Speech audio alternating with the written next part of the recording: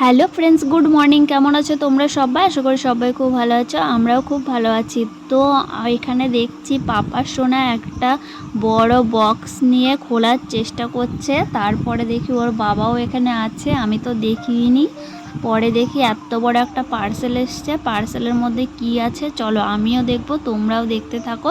এখানটায় দেখো বাচ্চাদের যে গাড়ি আছে না, সাইকেলের মতো ঠেলে নিয়ে যায়, সেটাই অর্ডার দিয়েছিল তোমাদের দাদা ভাই।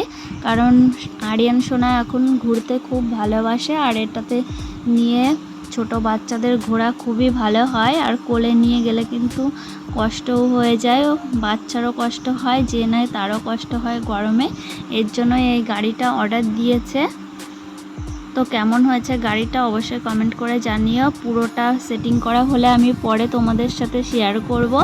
তারপরে আমি এখানটায় চলে এসেছি মাছ কাটতে। এখানে দেখো শিঙি মাছ নিয়েছি দুটো। আরিয়ান সোনা খাবে, কারণ ও যেহেতু কাটালা মাছ খেতে পারে না, আর আমি ভালো বাছতেও পারি না কাটা, এর জন্য শিঙি মাছটাই বেশিরভাগ ওকে খাইয়ে থাকি। কারণ এই মাছটা বাছতে খুব সুবিধা, কাটা নেই, একটাই কাটা থাকে। তো মাছটা আমি কেটে নিচ্ছি। মাছের মধ্যে ডিমে ভরে গেছে, ডিমের কালারটা আবার একটু সবুজ সবুজ কালার মতো। তো মাছটা কাটলাম, দেখো 4 পিস হয়েছে। এরপরে চলে এসেছি রান্নাঘরে উনুন ধরাতে। আমি এখানটায় দেখো নারকেল পাতা দিয়ে উনুন ধরাচ্ছি। এখন যেহেতু বৃষ্টি নেই, চারিদিকে পাতা, শুকনো পাতা পাওয়া যায়, এর জন্য নারকেলের পাতা দিয়ে ধরাচ্ছি। আর যখন নারকেলের পাতা কিংবা শুকনো পাতা কোনো কিছুই থাকে না, তখন পাটকাঠি দিয়ে ধরানো হয়। চালটা ভিজিয়ে রেখেছিলাম, চালটা দুবার ধুয়ে নেব। এখানে হাঁড়িতে জল গরম হয়ে গেছে, চালটা দিয়ে দিলাম। চালটা দিয়ে দিয়েছি। এরপরে দেখো এখানে কতগুলো কাঁঠাল দানা জমেছে, আমাদের গাছের কাঁঠালগুলো সব পেকে গেছে।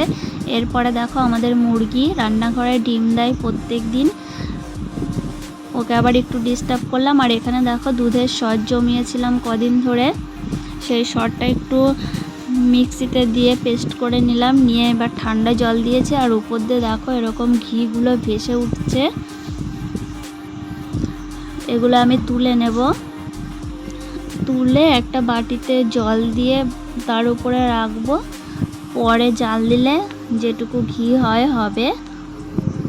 এরকম মাখন সমেত তো আর খাওয়া যাবে না না, আর যেটুকু বাদ বাকি ছিল সেটুকুর মধ্যে আমি তোমার লেবু, চিনি, লবণ সব কিছু দিয়ে মানে ঘোল বানাবো।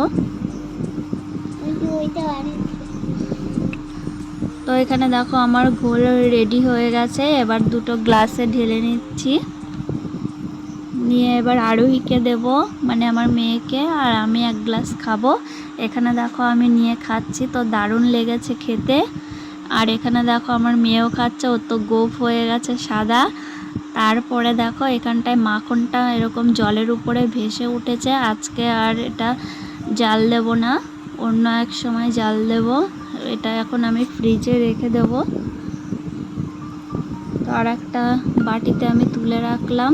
আর এখানে দেখো আমার পাপা সোনা দুষ্টুমি করছে, আমার যা কসমেটিক্স, সোনা দানা, যা গয়নাগাটি আছে সব নিয়ে ঘাটাঘাটি করছে। তো আজকের ভিডিও এ পর্যন্ত। ভালো লাগলে একটা লাইক আর চ্যানেলটিকে সাবস্ক্রাইব করে দিও। Tata, bye bye.